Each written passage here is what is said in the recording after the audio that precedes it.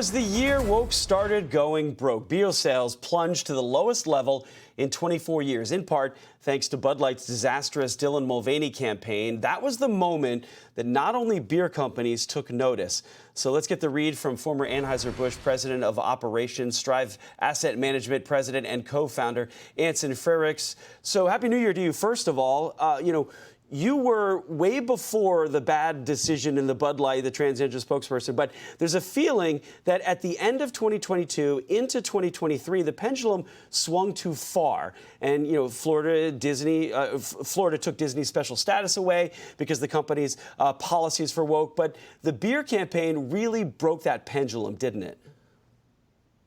The beer campaign definitely broke that pendulum because I think that brought the issue to hundreds of millions of Americans where people said, Bud Light was a brand that used to unite us. It used to bring people together, whether you were black, white, gay, straight, Democrat, Republican. Why? Because it did things like it marketed to sporting events. It marketed to music events. It marketed backyard barbecues, things that everybody could get together. And then all of a sudden, people saw them do this partnership with Dylan Mulvaney, who is a very divisive political figure.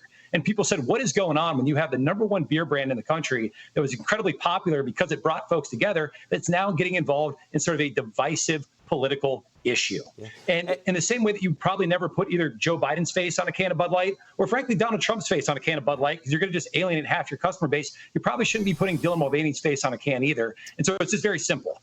That's really the time that I think everybody in the U.S. saw, man, it's really gone way too far right now with companies getting involved in social and political issues that have nothing to do with their underlying mission, which in the case of Bud Light is to be easy to drink, easy to enjoy, bring folks together over cold beer. So it answered, people voted with their wallets, like you were talking about. It knocked Bud Light out of the #1 beer sold spot, a spot they held for 2 decades. So what do you see in 2024 with companies taking positions on woke policies?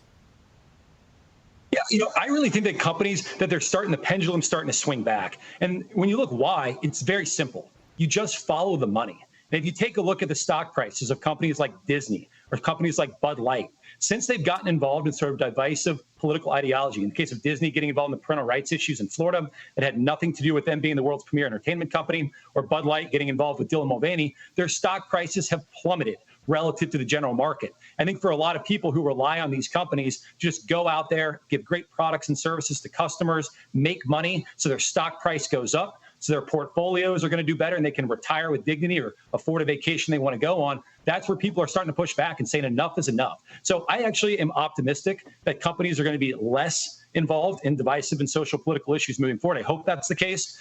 Now, we can talk about still sort of certain big asset managers like BlackRock that are still forcing them to get involved in these divisive political issues. And BlackRock, as you know, is the #1 asset management company in the company, the single largest shareholder in companies like Disney and Anheuser-Busch. As long as they're still trying to force them in that direction, that's to be problematic. But it's good to see that companies like Strive are sort of pushing back. And I think the pendulum's swinging back. At the end of the day, they just want companies to make the money. Yeah, and I wonder if you saw this woke trend as a few high-placed people in big companies trying to impose agenda, or you mentioned the BlackRocks of the world, or was this some companies trying to ride a wave led by lawmakers in Washington because Democrats all 3 branches at one point? No, I really think the problem is with the large asset management companies. It's BlackRock, it's State Street, it's Vanguard. Unfortunately, a lot of the money for BlackRock, State Street, and Vanguard, it does come from political organizations like the state of California and their pension fund, CalPERS, the California pension system that relies heavily on sort of the Democratic organization for votes and board seats that they have, and CalPERS or the state of New York, their pension fund, or in a lot of cases, European sovereign wealth funds. A lot of the money for BlackRock, State Street, Vanguard comes from those organizations, which tend to be more progressive.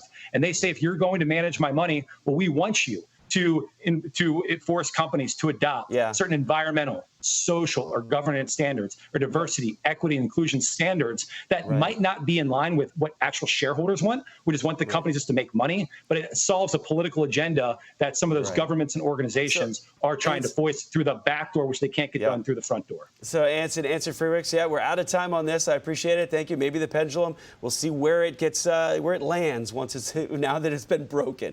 I appreciate it. Happy New Year to you. Happy New Year. Thank you.